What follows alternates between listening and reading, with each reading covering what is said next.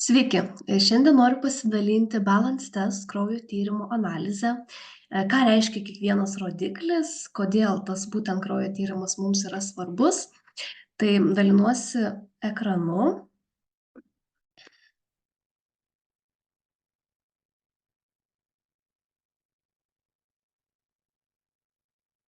Va, tikiuosi matot. Tai labai trumpai pereisiu kiekvieną rodiklį, čia atsidariau savo kraujo tyrimą.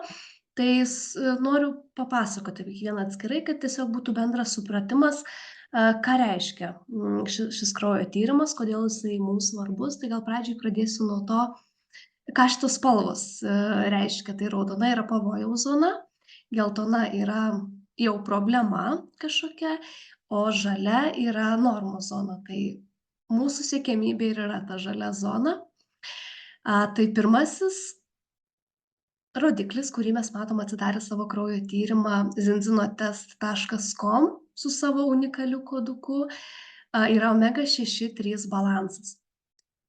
Tai gal truputį tokia įžanga.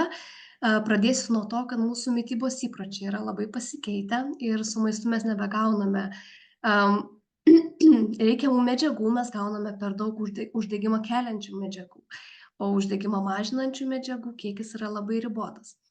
Ir tai buvo ženkliai pastebėta sveikatingumo srityje per pastaruosius 100–150 metų. Ir būtent toks maistas, kurį mes suvalgome, jame nėra pakankamo kiekio maistinių medžiagų. Ir paprastai tariant, maistas mus sargdina ir atneša mums sveikatos problemų ir sunkių ligų. Tai trumpai apie šitą kraujo tyrimą dar, kad jisai matuoja lėtinį besimptomį uždegimą, prasidedantį mūsų mažiausiame taške ląstelėje. Šis uždegimas pas mus gali gyventi nuo 5 iki 20 metų, nerodydamas visiškai jokių ženklų, iki kol vieną dieną atsiranda tam tikra liga. Tai šis kraujo tyrimas parodo, kokioj mes būsenoj esam dabar ir kokiu greičiu mes einam link tam tikrų problemų. Taip pat svarbasis rodiklis, kaip matot, yra omega-6,3 balansas. Tai omega-3 ir omega-6 yra nepakeičiamosios riebalų rūgštys, kurių mūsų organizmas pats negamina. Ir jų mums gyvybiškai reikia. Tai vienintelis būdas jų gauti yra su maistu arba papildais. Ir tiek omega-3, tiek omega-6 atlieka skirtingas funkcijas, šios riebalų rūgštys abi mums yra labai reikalingos. Tai omega-6 kelia uždegimą, bet jį mums reikalinga yra, kai mes susergam, kai susižeidžiam, kai turim kažkokią traumą ar ne, kad organizmas atsigautų pats, nes taip yra sudėliota mūsų genetikos ar ne, o omega-3 mažina uždegimus. Tai atrodo visiška priešingybė, bet šių riebalų rūgščių mums reikia vienodai. Ir ką čia matom šitam kraujo tyrime, kad omega-6, omega-3 balansas yra nesubalansuota, 26 su 1. Tai ir parodo, kad mūsų mityba yra nesubalansuota. Tai netgi 26 kartus per daug mes turim omega-6, kurie, kaip ir minėjau, kelia uždegimą organizme. Tai vadinasi, ląstelės yra mūsų uždegiminės ir serga. Genetinė norma turi būti 1 su 1, o mokslininkai dar laiko saugia zona 3 su 1. Tai iš tikrųjų, jau turint kažkokių sveikatos problemų, mes siekiam žmogų grąžinti tą genetinę normą ir tikrai būna ligų, problemų, būklių, kai ligos nepasiduoda, net esant ir 3 su 1 tam balansui. Tai mes siekiam kuo labiau grąžinti į tą žalią zoną, kuo greičiau. Ir kas gali būti iš tikrųjų, jeigu mes šito rodiklio nekoreguosim, tai pasekmės gali būti įvairios. Per nesubalansuotą maistą, kurį mes suvalgom, būtent per daug to omega-6, kurio yra angliavandeniuose, grūduose, visoje grūdiniai kultūroje, visur, kur yra glitimo ar net tos pačios saldumynuose, mėsoje šeriamoje grūdais, tai mes keliam tuos lėtinius uždegimus ir gali su laiku išsivystyti tam tikra sunki liga. Tai negaliu pasakyti, kokia iš tikrųjų, kiekvienam individualiai, pagal silpnasias vietas ir genetiką. Gal trumpai pasakysiu, kas būna vaikams ir suaugusiems, ar ne, kokiom skiriasi. Tai vaikams dažniausiai pasireiškia atopiniu dermatitu, laringitų, tokių va bronchitų, lėtinę slogą, kosulių, hiperaktyvumų. Žodžiu, tokiomis vaikiškomis atrodo ligomis, bet tai jau yra signalas, kad kažkas organizme yra negerai ir labai raginčiau pasitikrinti iš tikrųjų ir pamatyti tą ląstelių būklę. Na, o kas suaugusiems? Suaugusiems tai didėja rizika susirgti širdies, kraujagyslių ligomis, cukriniu diabetu, vėžiu, artritu ar kitomis ligomis.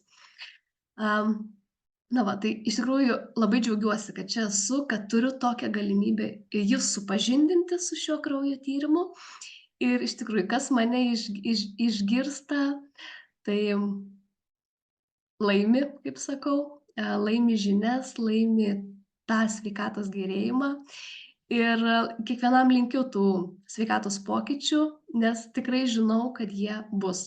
Save mylint, sąmoningai vartojant, matuojant su kraujo tyrimu, tikrai tie pokyčiai ateina.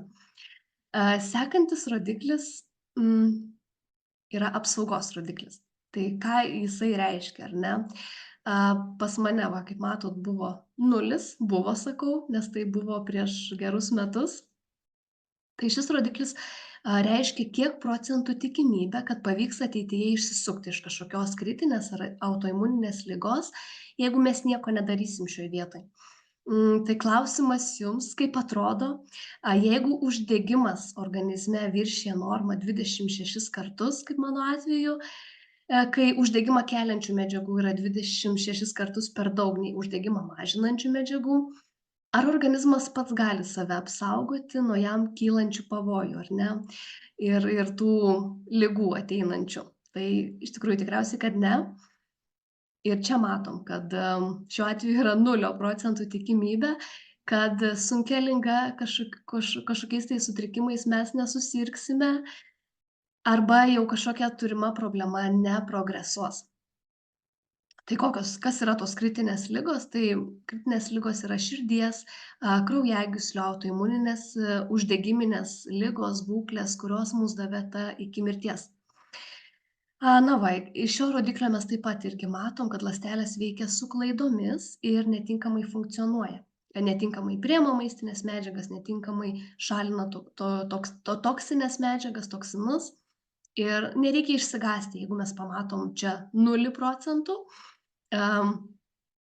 Mes, Zinzino partneriai, konsultantai, kas su tuo dirbam, mes ir esam tam, kad šiuos būtent rodiklius grąžintume į tą normą ir su laiku visą tai susitvarkytų ir kad mes tą balansą išlaikytume ir turėtume visą gyvenimą. Kitas rodiklis yra omega-3 indeksas. Tai, kaip ir minėjau, omega-3 pagrindinė funkcija yra mažinti tos uždegiminius procesus.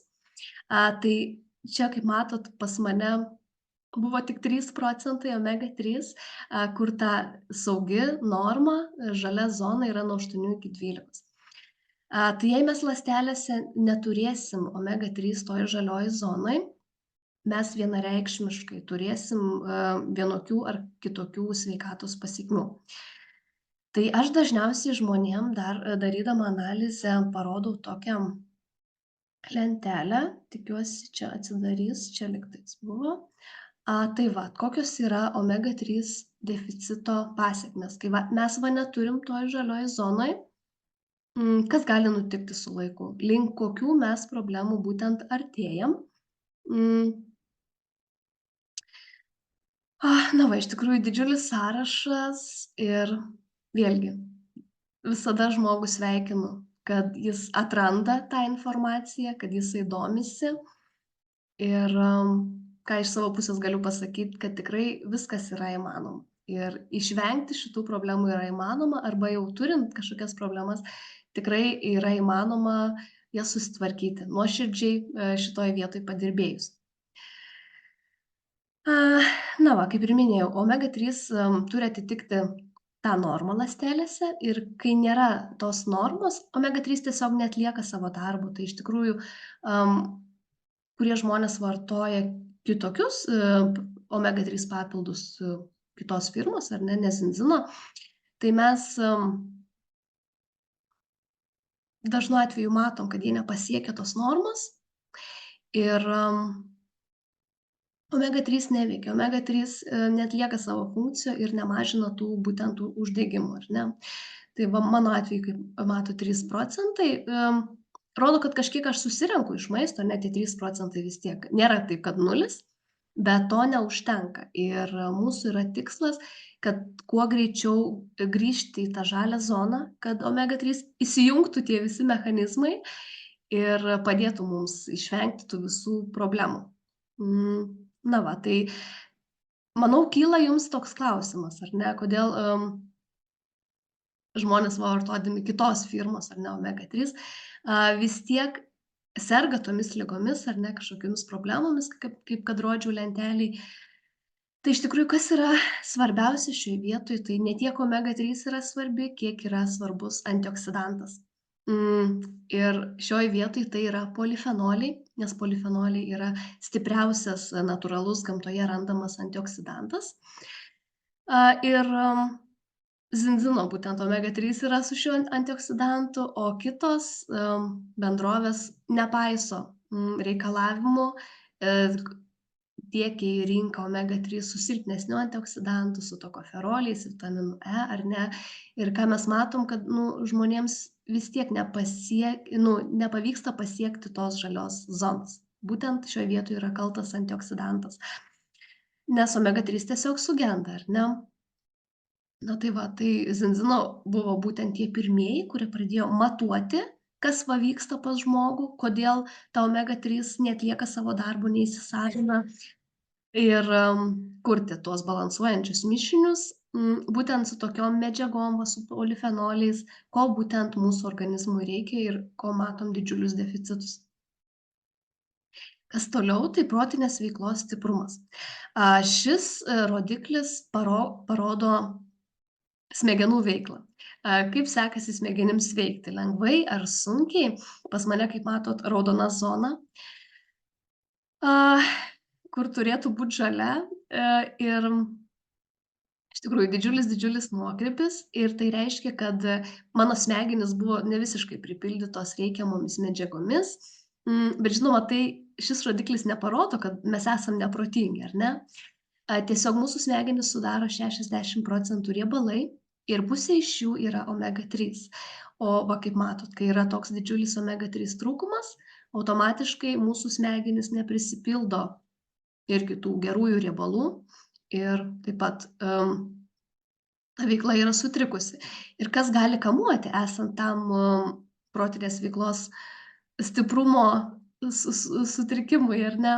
Tai tokie dalykai, kaip pavyzdžiui, vakare sunku užmigti, ryte sunku atsikelti, miegas gali būti paviršutinis, negilus, galim prabudinėti dažnai naktį, atsikelti nepailsėjus, galim jaustis pavargę, tiesiog tingėti, ar ne, mums sunku priimti naują informaciją, susikaupti, prasta atmintis, dienos metu mes galim norėti miego, nuotaikų kaita, irzlumas, blaškymasis ir visos kitos kognityvinės funkcijos yra su tuo susijusios. Na va, pas mane, kaip ir matot, raudona zona, tai tikrai su to miego visų režimu, su nuotaikų kaita, atmintimi tikrai buvo prasti reikalai. Na va, ir šioje vietoje tikrai labai reikia apsaugoti smegenis, kas esam jau suaugę, kad mes neartėtume link Alzheimerio, link senatvinės demencijos, link tos pačios depresijos.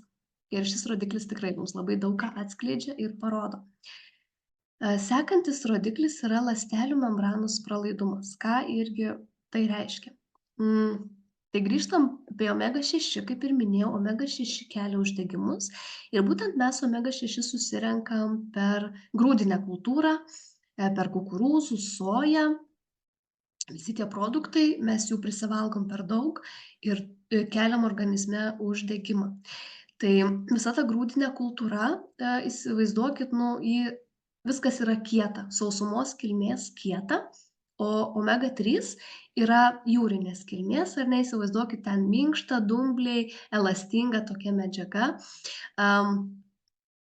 Tai kai mes prisivalgom per daug omega-6, mūsų ląstelės tampa kaip kviečio varpa, ar ne, kieta, va, kaip ta grūdinė kultūra kieta, ir neįsileidžia maistinių medžiagų į save, yra nepralaidi tokia. O kai mes vartojam pakankamą kiekį omega-3, mūsų ląstelės tada ima minkštėti, atsidarinėti ir įsisavina maistines medžiagas. Tai šiuo atveju, va, ką matom šiame rodiklyje, kad ląstelės yra labai labai kietos, užsikišusios ir neįsisavina maistinių medžiagų. Tie patys vitaminai, jeigu kažkokius geriam, ar vaistai, kuriuos vartojam, jie tiesiog nepatenka į mūsų organizmą. Tai kaip šiuo atveju čia apie 40% įsisavino, o apie 60% tiesiog pasišalino per prakaitus, spuogus ir šlapimą. Tai mes palikom tualete, taip paprastai tariant. Ir šioj vietoj tikrai labai labai reikia padirbėti. Ką dar iš šio rodiklio galim pamatyti, kad ląstelės nepriima tinkamai maistinių medžiagų, ar ne? Ir įsivaizduokit, kad nusipirkot vitaminus už 10 eurų, tai už 4 eurus jums įsisavino, o 6 eurus jūs paliko tualete, tai paprastai tariant. Tai vėlgi ląsteles reikia labai tvarkyti ir su laiku vartojant omega-3, tos ląstelės, kaip ir sakiau, pradeda atsidarinėti, jos suminkštėja, atsidarinėja ir tada jos tiek įsisavina maistinės medžiagas, tiek išvalo tas visas toksinės atliekas. Ir, tiesiog prasideda normalus tas įsisavinimo ir išsivalymo procesas. Ir paskutinis rodiklis yra arachidono rūgštis. Arachidono rūgštis yra viena iš omega-6 rūgščių ir jinai kelia uždegimus organizme. Jinai mums yra svarbi norma, yra svarbi dėl žaizdų gijimo, dėl traumų, kaip ir minėjau, dėl temperatūros kilimos, kai mes sergam. Taip organizmas iššaukia uždegimą lauk ir tada įsijungia mūsų imunitetas, kovoti natūraliai, ar ne? Tai šis rodiklis pas mane taip pat buvo pakilęs, siekiamybė yra nuo 6,5 iki 9,5. Tai su kokiais produktais mes pasididinam tą rodiklį, tai iš čia irgi matom, kad žmogus per daug vartoja tokios, pavyzdžiui, kaip kiauliena, vištiena, kiaušiniai, tai šitie produktai labiausiai kelia arachidono rūgštį. Ir yra rekomendacija tiesiog šios produktus truputį sumažinti, jeigu mes antrajame kraujo tyrime matom taip pat pakilimą. Po pirmojo kraujo tyrimo dažniausiai nerekomenduojam kažko tai keisti, nes įtraukus į mitybą, pradėjus vartoti omega-3, tie rodikliai jie patys pradeda susidėlioti į vietas, kaip sakau, ir su laiku tai keičiasi. Apie ką dar galim spręsti iš šito rodiklio, tai kad gali būti ir sutrikusi žarnyno veikla. Tai jeigu matom pakilimą ir rekomenduojam įsitraukti papildomus kažkuriuos produktus ar ne, tai čia kiekvienam labai individualiai. Galim parsisiųsti visą analizę prisijungę prie savo kraujo tyrimo ir iš tikrųjų yra 21 puslapio analizė, kurią galim pasiskaityti, bet mes būtent konsultantai esam tam, kad kiekvieną rodiklį paprastai, suprantamai išaiškintumėm ir nurodytumėm tas rekomendacijas, ką daryti dėl to. Žinoma, yra ir kitos 11 riebalų rūgščių sudėliota, kaip kas atrodo. Dažniausiai mes jų neanalizuojam, bet ką galiu parodyti iš omega-3, kodėl yra toks didžiulis uždegimas, nes yra labai didžiulis trūkumas tos priešuždegiminės medžiagos, kaip matot, EPR, DHR. Tai EPR yra atsakinga už smegenų kraujotaką, smegenų funkcionavimą, yra svarbi širdžiai, kraujagyslėms, tam pačiam normaliam trigliceridų kiekiui kraujyje ir, žinoma, kraujospūdžiui. Tai EPR padeda nuo uždegimų, trombų susidarimo ir veikia kaip antioksidantas visam organizmui. DHR irgi matot labai didžiulį trūkumą, tai yra pagrindinė žmogaus akių tinklainės sudedamoji dalis, kaip sakau, nervų sistemos sudedamoji dalis, atsakinga už regėjimą, taip pat ir mūsų smegenys įeina šita medžiaga, atsakinga už atmintį, nuotaiką, patį apskritai produktyvumą. Na va, tai taip visa tai atrodo ir kaip ir sakiau, kiekvienas mes esam individualus ir kiekvienam rekomendacijos yra individualios, ką daryti šioj vietoj, kaip šiuos rodiklius pagerinti, sutvarkyti.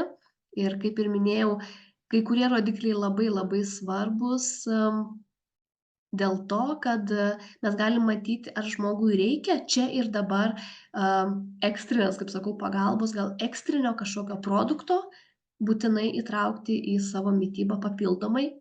Ir iš šito kraujo tyrimo taip pat mes galim žmogui patarti, kokią dozę gerti omega 3. Ar reikia gerti standartinę, gal užtenka, gal reikia truputį dozę didinti, o gal iš tikrųjų reikia susiimti ir vartoti taip jau ženkliai didesnę dozę. Na va, tai tikiuosi pavyko suprasti mano tą analizę ir labai lauksiu pasidalinant, kaip visa tai atrodo, ar kažkokių kyla klausimų, gal reikėtų papildymų. Na ir va, ir mes konsultantai visą kelionę lydim nuo to kraujo tyrimo pasidarymo, lydim žmogų pusę metų, kol žmogus pasidaro antrąjį kraujo tyrimą. Ir jeigu mes dar neturim pasiekę tų žalių normų, tai vėlgi yra tam tikros strategijos, ką keisti, ką dadėti, ką galbūt nuimti, kad mes tą žalią zoną pasiektume ir ją išlaikytume visą gyvenimą. Tai va, tai linkiu visiems didelės sveikatos ir jeigu kyla klausimų, galit drąsiai su manim susisiekti.